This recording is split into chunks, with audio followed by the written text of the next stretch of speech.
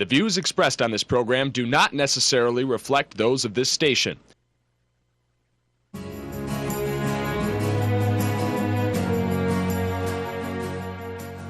Welcome to Insights into Northeast Michigan, a WBKB News public affairs program. Insights deals with the issues affecting those in the community, as well as Northeast Michigan and the state. And now, Insights into Northeast Michigan. Hi everybody, welcome to this edition of Insights. I'm your host Marissa McKay, and today we are going to speak with a lot of people from the Hospice of Michigan organization to learn more about programs and other initiatives they have for people in the area. First joining me is Amanda Fleming. Hi Amanda, how are you? Good, how are you? Good, and I understand you're marketing rep for Hospice of Michigan, yes. So you are able to introduce to us the organization. Correct. Okay. Yep, Hospice of Michigan was actually one of the first hospices in the state of Michigan, and we've been around for over 30 years. Wow. And we've been doing this for over 30 years, and we are the largest nonprofit hospice in the state, and we're very proud of that fact, so I think that's important to point that out. Right, and what kinds of programs, I guess, just for somebody out there who maybe doesn't know a whole lot about hospice, what are the kinds of people that would be utilizing your services? I was actually really impressed with some of the questions that I saw that you came up with, and I don't know if you've had an experience with hospice or if you've just done your research yourself. But there is so much misinformation out there as exactly what hospice is. And we know that people think of hospice and they think of dying. And unfortunately, we do so much more than that. We really, we focus on living. We say that there's patients that at a point in their lives maybe get diagnosed with a life-limiting illness. And when that illness becomes a burden to that patient or the to their families. To their families, the burden of the caregiving to their families, that's when hospice can help. We really don't want to say that it's for certain people at certain points because I think it can get too confusing. So we just say if you're at a point in your life where you've got an illness that's really being a struggle for you or for your family, you should really think about hospice as an option. It provides nursing care wherever you live. It can include a hospice aide, social work, spiritual care, grief support. It's a whole team of people to help you at a very important time in your life. Okay, and for insurance purposes and costs and everything, obviously that's a factor for some people as well. Absolutely. I mean, I think we'd all be hesitant to jump on to committing to a service and not knowing how it's going to be paid for. So it's important that people know that hospice is a Medicare benefit. And if you don't have Medicare, perhaps you have Medicaid. Medicaid covers hospice care as well. Most other insurance plans like Blue Cross or if there's long-term care insurance policies out there, they will cover hospice as well. But it's important to know, too, that Hospice of Michigan is the only hospice that has what we call an open access program. Okay. So we know that there's individuals out there that need our services but have no ability to pay for that. That's okay. We have this program that allows us to help those people regardless of their financial situation. So that's unique to Hospice of Michigan. Okay. We do a lot of fundraising in the community to support that program. We ask that people will leave memorials or make donations to that cause. So it's pretty wonderful that we're able to help all kinds of people and there's really no out-of-pocket expense for them. We say if Medicare is going to cover this, you've got nothing to lose. There's no out-of-pocket expense to you, and we think it's clearly important because Medicare supports what we do. Right. They plan on individuals using hospice later on in life. So. Okay, so really, like you said, nothing to lose, especially if you're thinking about getting hospice. And now hospice varies, I heard somebody say, by hospice, not even by state. So if you want to explain that a little bit, just maybe some of our viewers who maybe travel to Florida or to some of the warmer climates during this time of year. Yeah, being in a rural community, it's very different for people to understand that hospice is very generic. It's almost like saying fast food. You have to be very specific on which hospice organization you want to go with. People would be very surprised to find out that there's actually over 100 hospice agencies in the state of Michigan alone. Yeah, so it's important to do your research, find out which hospice it is that you want to go with. There's all kinds of information on the internet, but it can be as simple as making a contact with a person in your community. We make it very simple for everyone by giving them one phone number to call, regardless of where you live, what time of day it is. We have one toll-free number, and we can answer questions that anybody might have. So we represent Hospice of Michigan, one of many hospices in this state, and then if you are going south for the winter, we can help get you in contact with hospices in other states as well. Okay, good. I think that's good to know as well for a lot of people. And then in terms of, I guess, other people using the program, because you had mentioned that there were some grief support programs as well. So perhaps somebody's mother or grandfather or any loved one, it needs hospice care. Then there's also programs for the people who are dealing with that as well. Right. When we take a patient onto hospice, we don't just care for the patient. We care for the entire family, and families are defined by each person. A family might be a patient and their grandchildren. It might be a patient and their parents. Every family situation's different, and so we encompass all of that. And there are several times that patients themselves feel like they're doing fine, but they would like their loved ones to have the additional support that Hospice of Michigan is able to offer. So. In addition to just the daily care, we have the grief support services. We have a program that cares for veterans. We have programs that care for children that might need hospice, grief for children. And I know later on in the program, you'll be talking to some of our other counselors. Yep. Some more information. Okay, now just to wrap up really quickly, where are some of your guys' locations here in the Northeast and just the northern region of Michigan? Yep. Like I said, we're a statewide organization, and we have offices located all throughout. So we do have an office in Rogers City, Alpena, Gaylord, Traverse City. But we like to tell people our services are provided in the patient's homes. So wherever you live in northern Michigan, we're able to help you. All you need to know is our phone number to get a hold of us. We're everywhere. We like to think that we're everywhere. So our offices are there, but it's really not where our services are provided. They're there for you in wherever you live. Okay, well, thanks so much for joining me today, Amanda. I think a lot of people learned a little bit more about an organization today, so thanks for being here. And if you guys want to stay tuned, next we will hear from another representative from Hospice of Michigan to discuss a program called Hope After Loss. Stay tuned. Welcome back, everybody. Now joining me is Brianna Thorold, a grief support manager with Hospice of Michigan out of Gaylord. Hi, Brianna. How are you? Hi, Marissa. How are you? Good. So tell me a little bit about your program that you've started. It's called Hope After Loss. Yeah. Hope After Loss is a educational presentation over lunch. We provide a free lunch. It takes about an hour.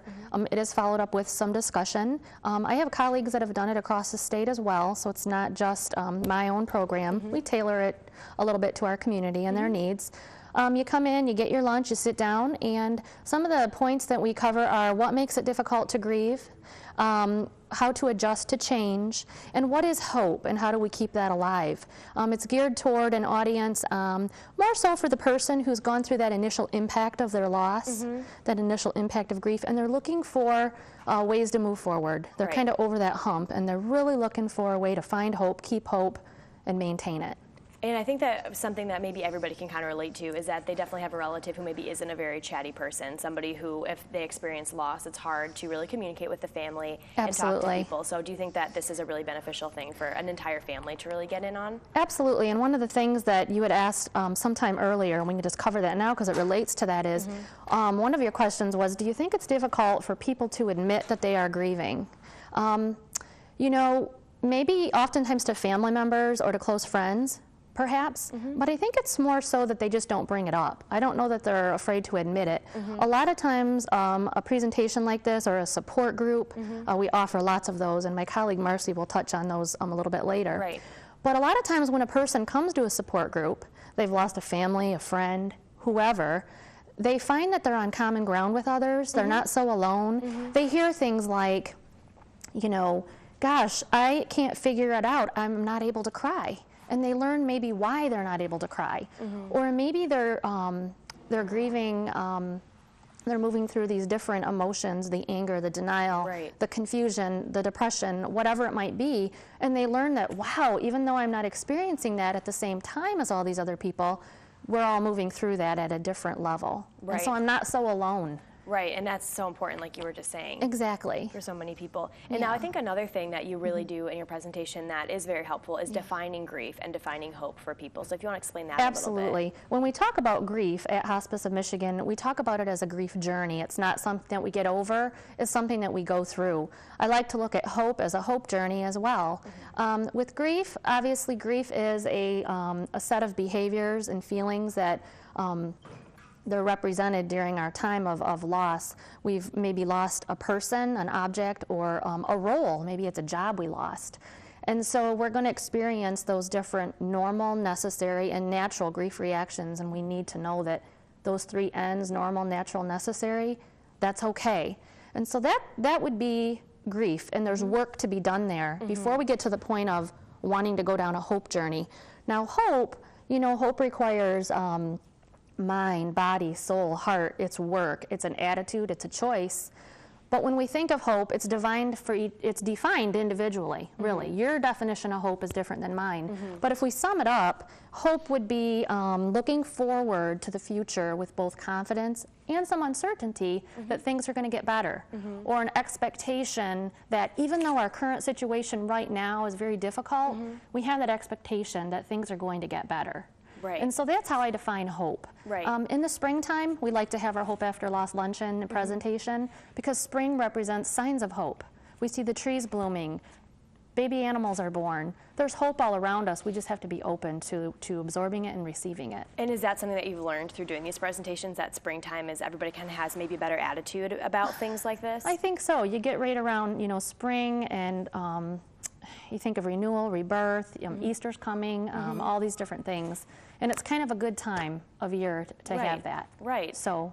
And another thing that in your presentation as well that you mentioned is dealing with change. Yes. Because I don't think there's really any person who admittedly likes change. I think it's something that people have just kind of learned to deal with over time. We don't. So for you in your presentation, how does that factor into your the hope journey and the grief journey? It all goes together. Change, I think of 3 questions. I think about what or who did I lose? And I accept it, not what should have been or what was. I think about what or who do I have left. I concentrate on that, I embrace it, and I make the best out of it. The 3rd question I ask myself is, what is possible? I look back in my past and I ponder, what types of adversity and hard times did I face in my past, and what inner tools and strengths did I use to overcome those adversities? And at some point, our outcome goes from coping and surviving to transforming and thriving. We move to a new self or a new normal at some point, and that's our outcome once we get through our hope journey. Okay, great. Does that make sense? It does, Okay. yeah. And I think that for our viewers, I think a lot of people, it's especially for maybe some of the men out there, I've noticed, especially my family, not as communicative as the ladies. So I think something like this could really be beneficial for a whole family, like we've been saying. Yes. And now moving forward into some other programs that are offered in the Gaylord area, what is something else that you'd really like to mention that you have available for people? Okay, well, the Hope After Loss Luncheon is on March 27th. I would love for anyone to attend.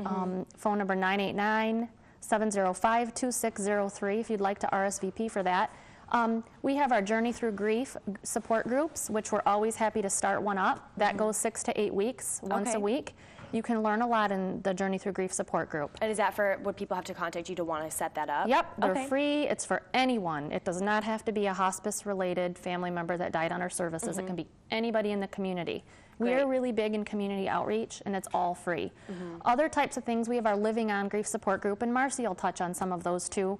A Living On is once a month. You come and go as you please. You don't have to sign up. Give a call the first time, so I expect you. Other types of programs, we have a memorial service in May for the whole community and the surrounding communities. Date to be announced, but you can find it on our website at www.hom.org as well. Okay, well, great. I think that there's certainly a lot going on that maybe people don't really know about. I certainly didn't know you guys had all of these extra services in addition to just care. One last thing, Marissa, I know we are short on time, but I want to mention that if anyone needs help or they're hurting and they just don't know who to turn to, they can call in. There's free office visits, there's free telephone visits. They don't have to be, again, connected to Hospice of Michigan.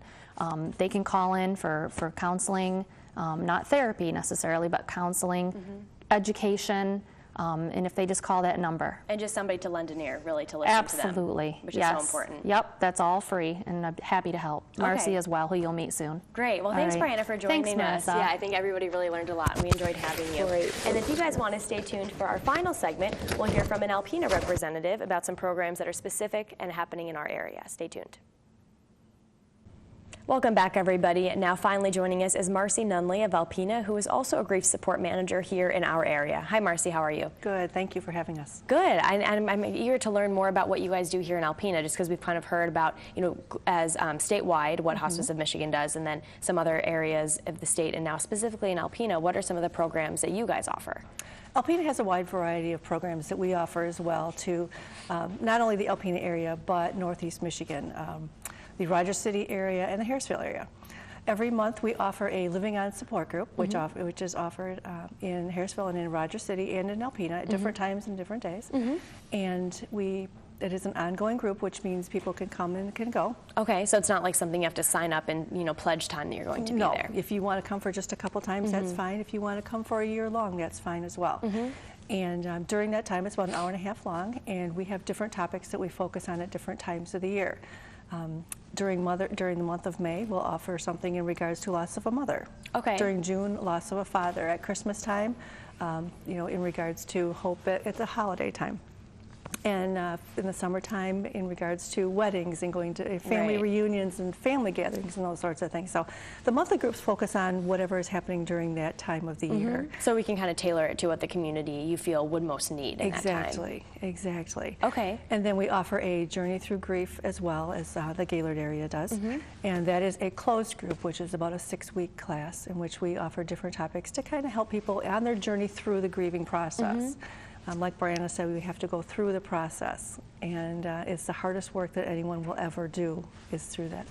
Right, and I'm sure for you guys being facilitators of that must not be the easiest thing, but clearly you guys have a passion for this, and so... We see so much progress in the folks that come to our meetings that they may not see, but we will say to them, remember when you came in and cried the entire first session, and now look at you. You can talk about your loved one and smile. You can share those memories with others, and that's where the difference comes in that we see in our participants. Great, and then we have some props here that we can talk about a little bit. So tell me a little bit about the bear that you guys have here. These are memory bears that we have, that we offer to the community.